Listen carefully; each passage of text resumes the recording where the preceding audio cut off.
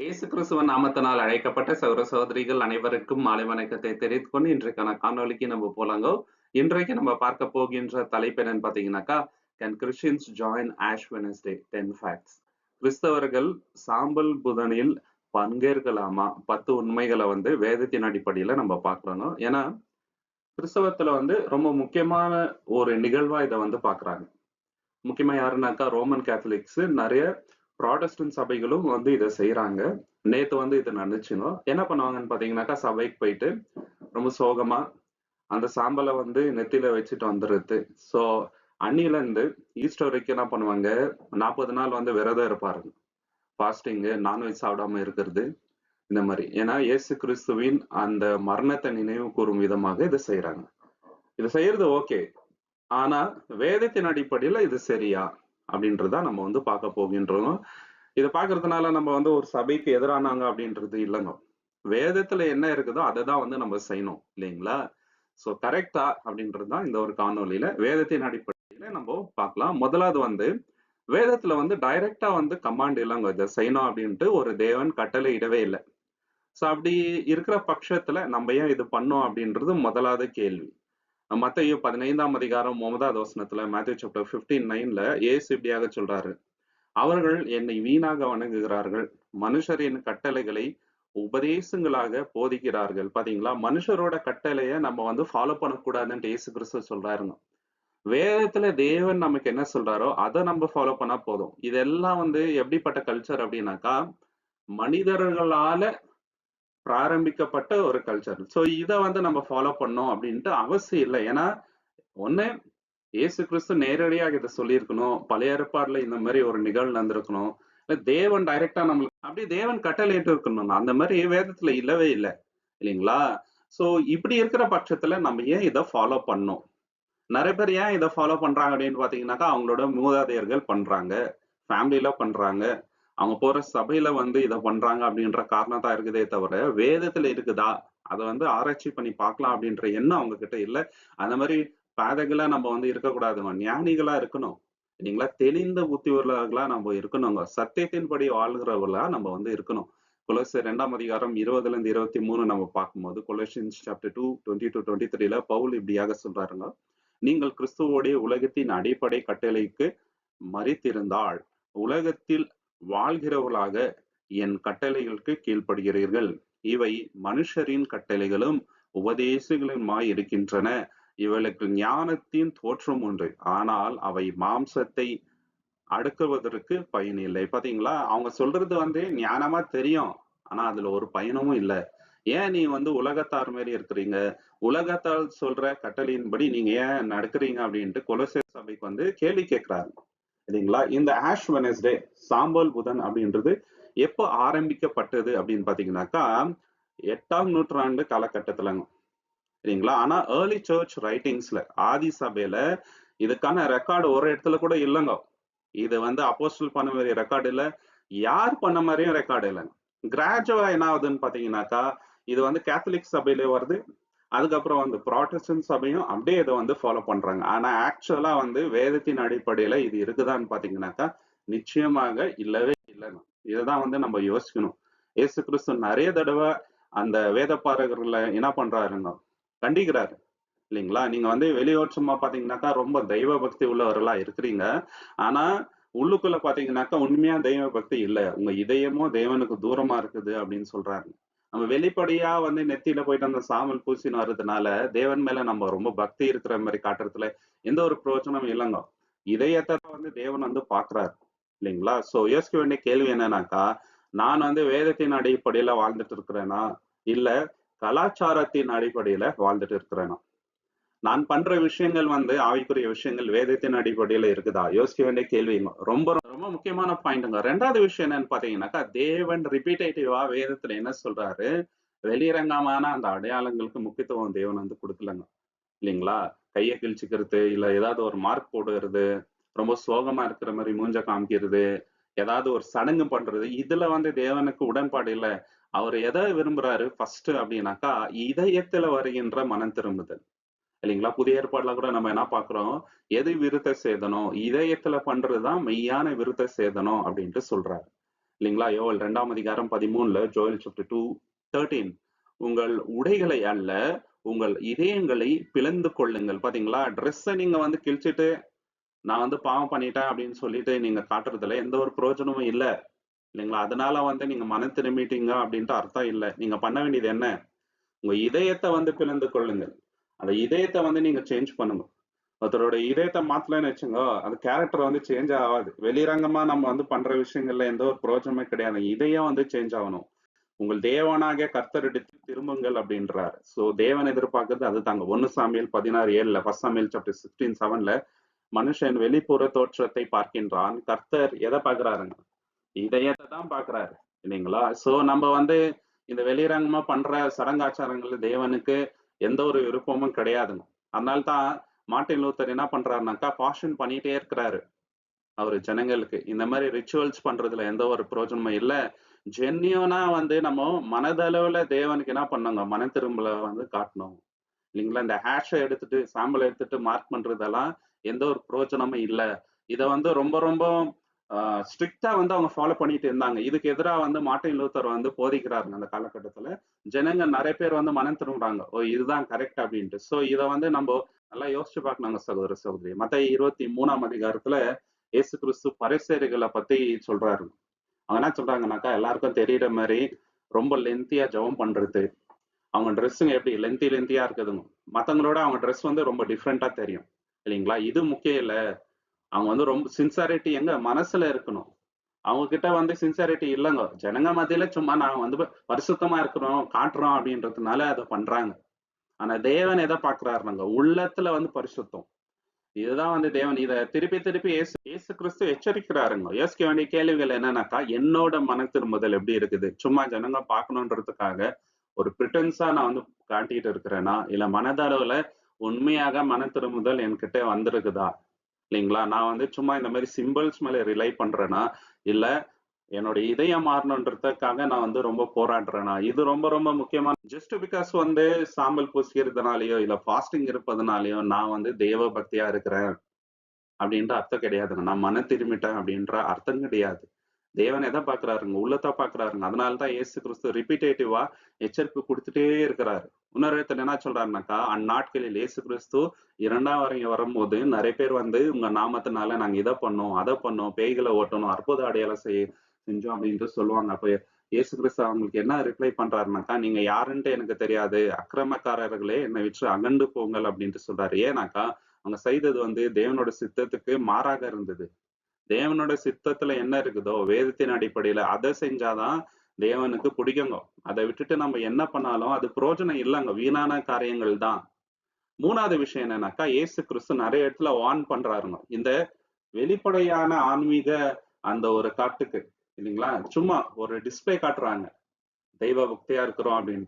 இதுக்கு எதிராக இயேசு கிறிஸ்து நிறைய இடத்துல வந்து பேசுறாரு. மத்தேயு 6ஆம் அதிகாரம் 16வது வசனத்துல, மேத்யூ சாப்டர் 6:16ல, நீங்கள் நோன்பு இருக்கும்போது போலித்தனக்காரராய் போல் சோகமாக முகத்தோடு இருக்காதீர்கள்.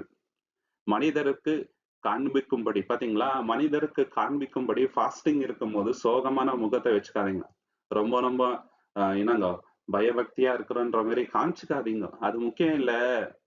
நீ நோன்பு இருக்கிற இல்ல ஃபாஸ்டிங் இருக்கிற அப்படின்றது மத்தவங்களுக்கு தெரியாத மாதிரி இருக்கணும். அடுத்த வசனத்துல 17:18ல, மேத்யூ சாப்டர் 6:17-18ல இப்படியாக சொல்றாரு. நீங்கள் உபவாசிக்கும் போது தலையை எண்ணெய் பூசி முகத்தை கழுவிக்கொள். மனிதருக்கு காணப்படாமல் ரகசியத்தில் இருக்கும் உன் பிதாவுக்கு காணும்படியாக. பாத்தீங்களா, ரகசியமாக இருக்கட்டும் அப்படின்ட்டு சொல்றாங்க. ஆனா இவங்க பண்றது எப்படி இருக்குதுன்னு பாத்தீங்கன்னாக்கா, எல்லாருக்கும் தெரியற மாதிரி அந்த சாம்பல் நெத்தியில அப்படியே போட்டுட்டு சபையில இருந்து வீட்டுக்கு வருவாங்க. வீட்ல இருந்து அப்படியே வேலைக்கு போவாங்க. ஸ்கூல், காலேஜுக்கு அப்படியே போவாங்க. அத அழிக்க கூட மாட்டாருங்க. இல்லைங்களா? அன்னைக்கு ஃபுல்லா அத வந்து காட்டிட்டு இருப்பாங்க. நாங்க ஃபாஸ்டிங் பண்றோம் அப்படின்ற மாரி. ஆனா தேவன் இத வந்து விரும்புறதில்லங்க. ரகசியமாக இருக்கட்டும் அப்படின்ட்டு சொல்றாருங்க. அந்த காலகட்டத்துல ரிஃபார்மர் உல்ரிச் ஸ்விங்லி ரொம்ப பெரிய ஊழியக்காரங்க அந்த காலகட்டத்துல. அவர் வந்து இத வந்து ரிஜெக்ட் பண்றாருங்க. ஜனங்களுக்கு வந்து போதிக்கிறாரு. இதெல்லாம் வந்து எம்ப்டியான விஷயம். மாய்மாலமான விஷயம். இத வந்து நம்ம வந்து பண்ணக்கூடாது. பிரைவேட்டா தேவனுக்கு எந்த அளவுக்கு நம்ம வந்து டிவோட்டடா இருக்கிறோம். அந்த சின்சியரான ஃபேத் இருக்குது பாருங்க. மெய்யான அந்த விசுவாசம். அதுதான் ரொம்ப ரொம்ப இம்பார்ட்டன்ட் அப்படின்ட்டு ஜனங்களுக்கு வந்து இவர் போதிக்கிறாருங்க. நிறைய பேர் வந்து புரிஞ்சுக்கிறாங்க. சொல்றது கரெக்ட் வேதத்தின் அடிப்படையில அப்படின்னு சொல்லிட்டு நம்மள வந்து யோசிச்சு பார்க்கணுங்க. இந்த மாதிரி விஷயங்கள்ல வந்து நம்ம ஈடுபாடு காட்டக்கூடாது. சோ இப்ப யோசிக்க வேண்டிய கேள்வி என்னன்னு பாத்தீங்கன்னாக்கா, எல்லாருக்கும் காண்பிக்கும் பொருட்டாக என்னோட விசுவாசத்தை நான் காட்டுறேனா? இல்ல மனதளவுல தேவனுக்கு நான் வந்து நல்ல விசுவாசியா இருக்கிறேனா? என்னோட மன திரும்புதல் வந்து யாரும் பார்க்கலனா கூட நான் வந்து உண்மையா இருக்கிறேனா தேவனுக்கு? இது வந்து ரொம்ப யோசிக்க வேண்டிய கேள்விங்க நம்ம லைஃப்ல இப்போ. 4வது விஷயம் என்னன்னு பாத்தீங்கன்னாக்கா, இயேசு கிறிஸ்து வந்த பின்பு ஒரு புதிய உடன்படிக்கையை தேவன் வந்து உண்டாக்கினார். இல்லைங்களா? பழைய ஏற்பாடுல தான் ஃபுல்லு சடங்குகள் எல்லாம் இருக்குங்க. அதெல்லாம் இயேசு கிறிஸ்துக்குள்ள நிறைவேறிச்சு. ஈவன் இந்த பஸ்கா பண்டிகை கூட தேவன் என்ன பண்ணிட்டாருங்க? மாத்திட்டாரு. இப்ப வந்து நம்ம அந்த மாதிரி ஒரு சடங்கை வந்து ஆசரிக்கணும்ன்ட்டு அவசியமே இல்லைங்க. எபிரேயர் 8ஆம் அதிகாரம் 13வது வசனத்துல ஈப்ரூஸ் சாப்டர் 8:13ல புதிய உடன்படிக்கை என்று சொன்னபோது முதலாவது பழையதாயிற்று. பாத்தீங்களா? அது வந்து பழைய இப்ப நம்ம பார்க்கும் பொழுது யூதர்கள் பழைய ஏற்பாடுல சொல்லப்பட்ட அந்த சடங்காச்சாரத்தெல்லாம் இன்னுமே பண்றாருங்க. பஸ்கா பண்டிகை கொண்டாடுறது, விருத்த சேதனம் பண்றது, பண்டிகைகள் கொண்டாடுறது, இந்த மாதிரி ஏராளமான விஷயங்களை பண்றாருங்க. ஆனா வேதத்தின் அடிப்படையில இல்லைங்க. இயேசு கிறிஸ்து வந்த பின்பு அதை எல்லாத்தையும் நிறைவேறிட்டாரு. இப்ப நம்ம அதை ஃபாலோ பண்ணோன்ட்டு இல்ல இல்லைங்களா? இதை வந்து நம்ம நல்லா புரிஞ்சுக்கணுங்க. யோவான் 4ஆம் அதிகாரம் 23ல தேவனை வந்து எப்படி நம்ம ஆராதிக்கணும் அப்படின்ட்டு சொல்றாருங்க. ஜான் சாப்டர் 4:23ல உண்மையான வணங்குகிறவர்கள் ஆவியிலும் சத்தியத்திலும் பிதாவை வணங்குவார்கள். பாத்தீங்களா? ஆவியிலும் தேவனை ஆராதிக்கணுங்க. இப்படிதான் அவர் வந்து சொன்னாருங்க. பழைய ஏற்பாடுல நம்ம பார்க்கும்பொழுது நிறைய பேர் வந்து தலையில சாம்பல் போட்டுக்கினாங்க. எதற்காகனாக்கா 2 விஷயங்களுக்காக. ஒண்ணு வந்து அவங்க வந்து மன திரும்பல காட்டுறதுக்காக வந்து அதை பண்ணாங்க. 2வது வந்து யாராவது இறந்துட்டாக்கா துக்கத்தை வந்து இப்படியாக வந்து வெளிப்படுத்தினாங்க. இல்லைங்களா? ட்ரெஸ் வந்து கிழிச்சுப்பாங்க. அவங்க வந்து ரெட்டு உடுத்திப்பாங்க. சாக்லோத் வந்து போட்டுக்குவாங்க. இந்த மாதிரி நிறைய விஷயங்கள் பண்றாங்க. யோபு இதை வந்து பண்ணாரு. நினிவே பட்டணத்தாரங்க வந்து இது பண்ணாங்க. ஆனா தேவன் வந்து இது ஒரு கட்டளையாவே கொடுக்கலாங்க. நீங்க வந்து இது வருஷம் வருஷம் பண்ணணும். ஒரு நாள் வந்து இந்த மாதிரி நீங்க தலையில சாம்பல் போட்டுட்டு உட்காரணும் அப்படின்ட்டு சொல்லல. இல்லைங்களா? இப்ப நினிவே பட்டணத்தார கூட தேவன் எதற்காக வந்து ஆசீர்வதித்தாரு? அவங்கள வந்து மன்னிச்சாருன்னு பாத்தீங்கன்னாக்கா, இதயத்துல வந்து அவங்க மனம் திரும்பிட்டாருங்க. அந்த உண்மையான மன திரும்புதல் அவங்க கிட்ட இருந்துச்சு. அவங்க வந்து அந்த செரமனி பண்ணதுனால வந்து தேவன் வந்து பண்ணல. அவங்க வந்து தண்ணியில சாம்பல் போட்டுக்கினாங்கன்றதுக்காக வந்து அவங்கள வந்து மன்னிக்கலங்க. தேவன் எதிர்பார்க்கிறது இதயத்துல வந்து மனமாற்றம். அதுதான் வந்து ரொம்ப முக்கியம். இப்ப நம்ம எப்படி வாழ்ந்துட்டு இருக்கிறோம்? புதிய உடன்படிக்கைப்படி வாழ்ந்துட்டு இருக்கிறோமா? இயேசு கிறிஸ்து சொன்னபடி வாழ்ந்துட்டு இருக்கிறோமா? இல்ல அந்த சிம்பாலிக்கான விஷயங்களுக்காக வந்து நம்ம வாழ்ந்துட்டு இருக்கிறோமா? இல்லைங்களா? அந்த அடையாளங்கள் பண்றது இதெல்லாம் முக்கியமே இல்லைங்க சகோதர சகோதரி. இயேசு கிறிஸ்து சொன்னது போல தேவனை நம்ம எப்படி ஆராதிக்கணுங்க? ஆவியிலையும் உண்மையிலையும். 5வது விஷயம் நம்ம பார்க்கும்போது இது ரொம்ப ரொம்ப ஆபத்தான விஷயம். எதுனாக்கா சடங்குகளை ஃபாலோ பண்றது. ஏன் அப்படின்னா யூதர்கள் கூட நம்ம பார்க்கும்போது சடங்கெல்லாம் பயங்கரமா பண்ணுவாருங்க. இல்லைங்களா? பண்டிகை கொண்டாடுறது என்ன, பலி குடுக்கறது என்ன, எல்லாமே வந்து பண்றாருங்க. ஆனா இதயத்துல எந்த ஒரு மனமாற்றமும் வரல. தேவன் கூட ஏன் வந்து அவங்க பலி செலுத்தணும்னு சொன்னாருன்னு பாத்தீங்கன்னாக்கா, அட்லீஸ்ட் வந்து நமக்காக வந்து ஒரு உயிர் துடி துடிச்சு சாவுதே. இத பார்த்தாவது அவங்க வந்து பாவம் பண்ணாம இருப்பாங்கன்னு நினைச்சாரு தேவன். ஆனா வந்து இத அட்வான்டேஜா எடுத்துட்டு, அவங்க இன்னும் நெறைய பண்ண ஆரம்பிச்சுட்டாங்க. சரிங்களா? ஏசாயா 1ஆம் அதிகாரம் 13ல தேவன் இப்படியாக சொல்றாரு.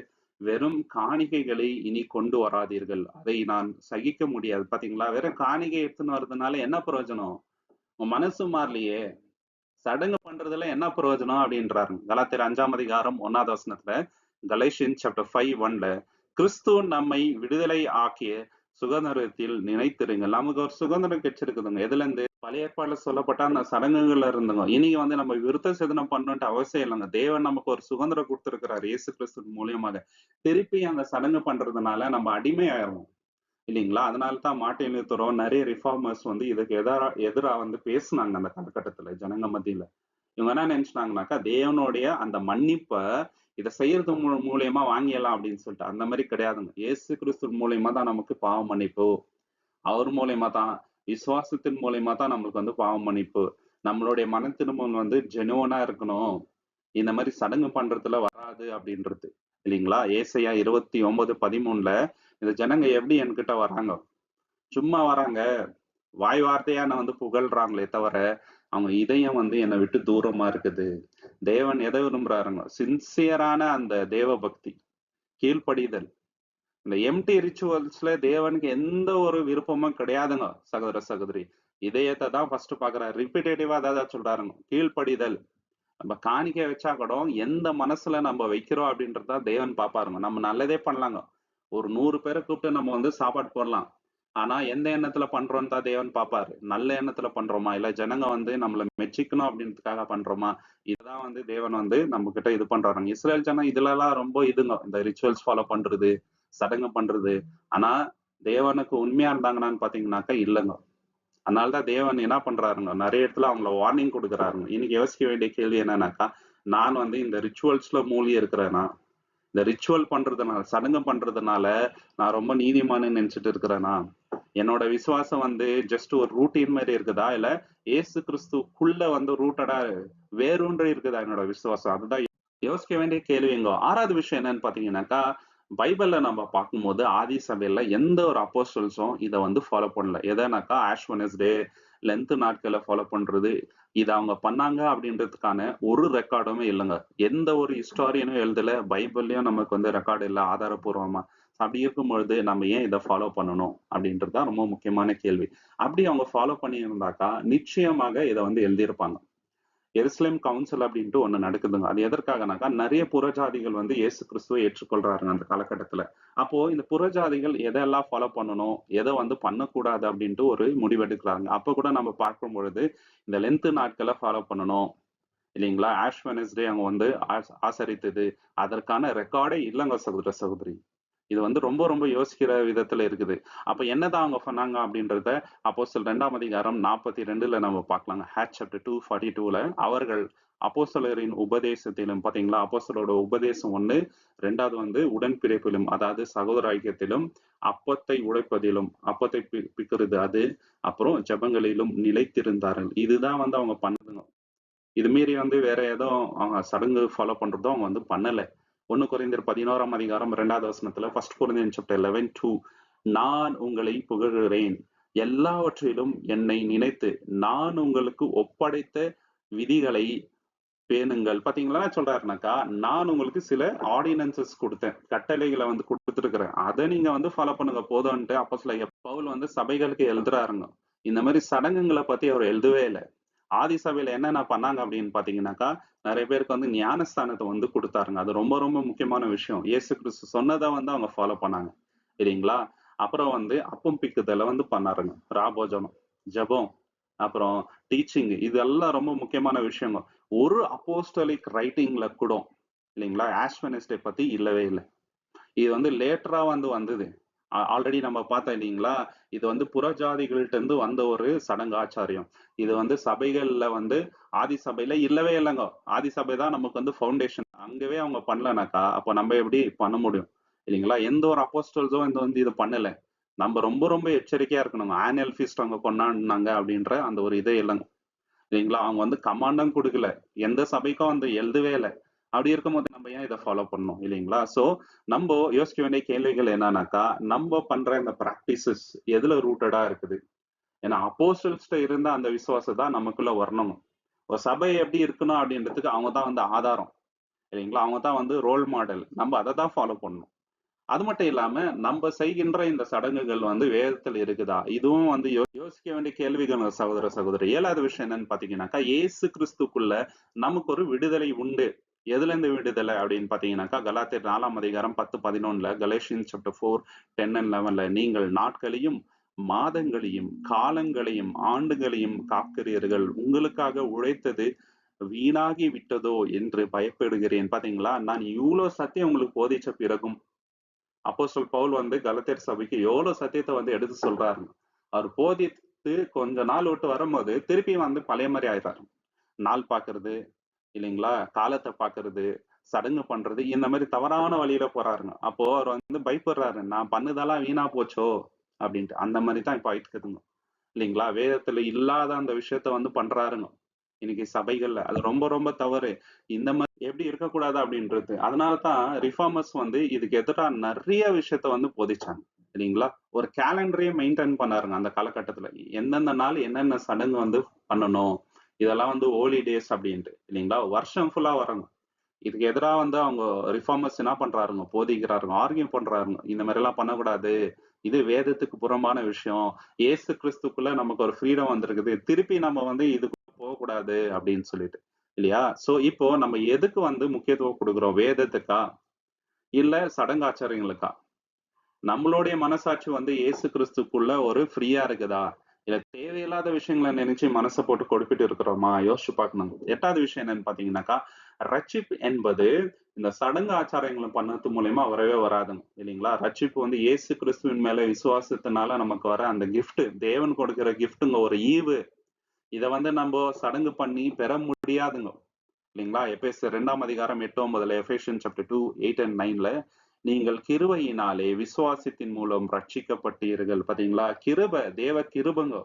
இயேசு கிறிஸ்துவின் மேல் விசுவாசத்தினால் மட்டும்தான் நம்ம ரட்சிக்கப்பட்டுமே தவிர, நம்ம பண்ற இந்த சடங்காச்சரியம், நாள் பார்க்கறது, இதனால வந்து நம்ம ரட்சிக்கப்படலைங்க. இதனால நமக்கு வந்து ரட்சிப்பும் வராது. தேவனுடைய கிருபையை வந்து நம்ம பெற்றுக்கொள்ள முடியாது. தேவன் கிட்ட இருந்து நமக்கு மன்னிப்பும் வராதுங்க இது பண்றதுனால.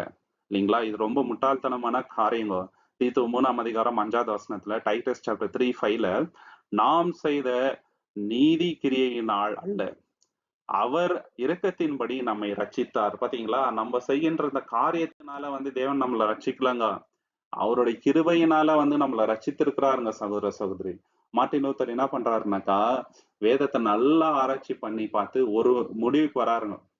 நம்ம வந்து கிருபையினால மட்டும் தான் ரட்சிக்கப்பட்டு இருக்கிறோம் அப்படின்ட்டு. இல்லைங்களா? அதனால அப்படி இருந்தணும்ட்டு அர்த்தம் இல்லைங்க. நம்ம வந்து நற்கிரியைகளும் செய்யணும்.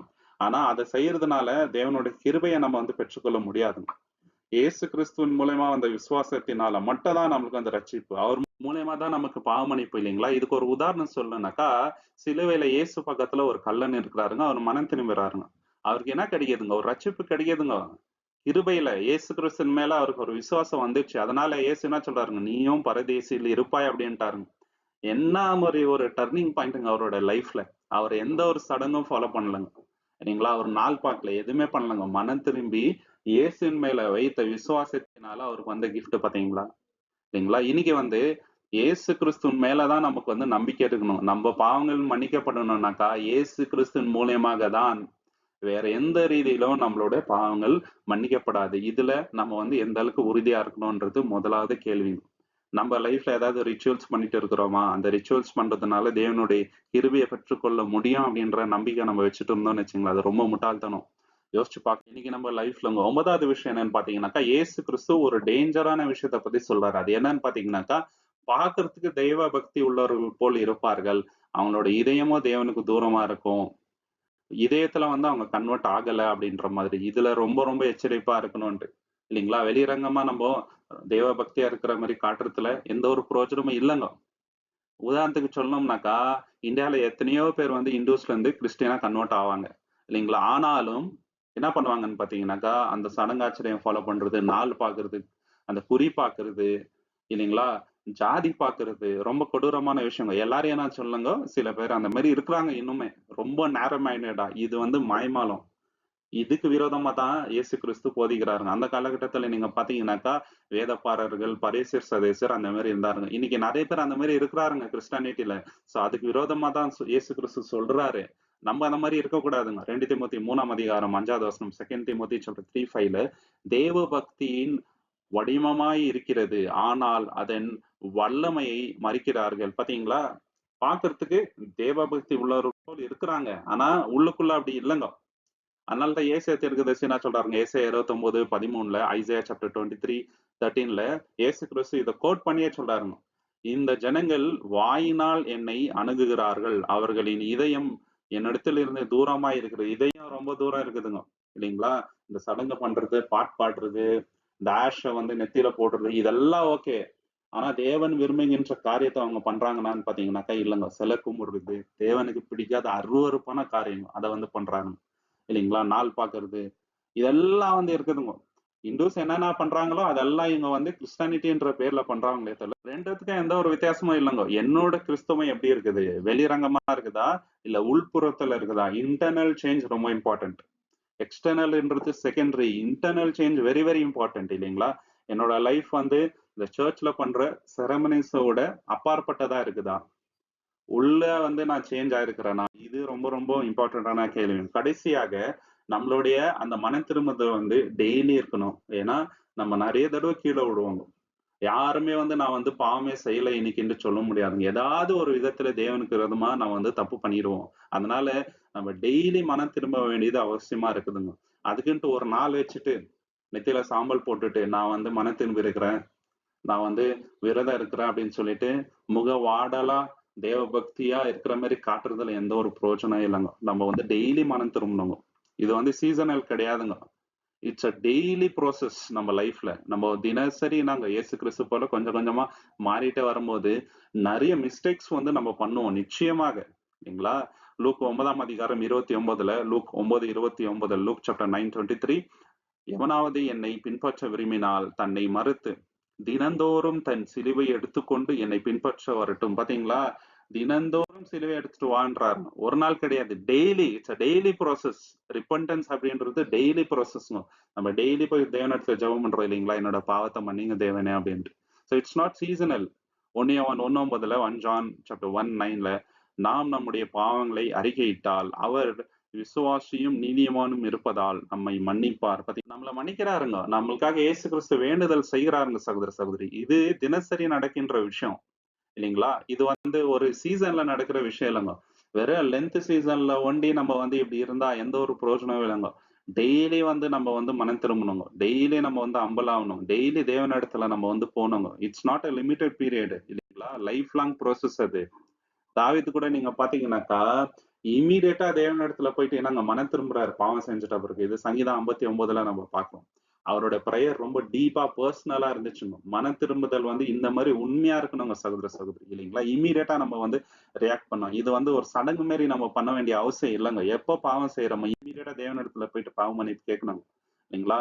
இப்ப யோசிக்க வேண்டிய கேள்வி என்னன்னாக்கா, நான் தினமும் மனம் திரும்புறேனா? டெய்லி தேவனிடத்துல போயிட்டு ஜெபம் பண்றேனா? இல்ல சீசனலா இத வந்து நான் பண்ணணுன்ற எண்ணத்துல இருக்கிறேனா? அப்படி இருக்கக்கூடாது. இல்லைங்களா? நம்மளுடைய ஸ்பிரிச்சுவல் லைஃப் வந்து கன்சிஸ்டன்ட்டா இருக்கணுங்க. இல்லைங்களா? இது ஒரு சீசனுக்காக மட்டும் நம்ம வைக்கிறதுல எந்த ஒரு பிரயோஜனம் இல்லங்க சகோதரி. நம்ம என்ன செய்யணும்னு பார்த்தீங்கன்னாக்கா, வேதத்தின் அடிப்படையில தேவன் நம்மகிட்ட என்ன எதிர்பார்க்கிறாரோ, அத செஞ்சா போதும். தேவனோட நாமம் என்றென்றைக்குமே மகிமைப்படும். நம்ம ஏன் வந்து இந்த ஆஷ்வனிஸ்டையோ, லென்த்தோ வந்து ஃபாலோ பண்ணக்கூடாதுனாக்கா, வேதத்துல அது இல்லங்க. இதுதான் வந்து மெயின் ரீசன். இதோட பெட்டர் ரீசன் நம்மளால சொல்ல முடியாதுங்க. இல்லைங்களா? தேவன் தாமே இந்த வசனங்களை ஆசீர்வதிப்பாராக. உங்களுக்கு இந்த காணொளி பிடிச்சிருந்தா லைக் பண்ணுங்க, ஷேர் பண்ணுங்க, சப்ஸ்கிரைப் பண்ணுங்க. தேவனோட சித்தம் இருந்தால் கூடிய சீக்கிரம் இன்னொரு காணொளியில நம்ம எல்லோருமே சந்திக்கலாம். தேவனோட நாமத்துக்கு என்றென்றைக்குமே மகிமை உண்டாவதாக. Thank you so much. ஆமென்.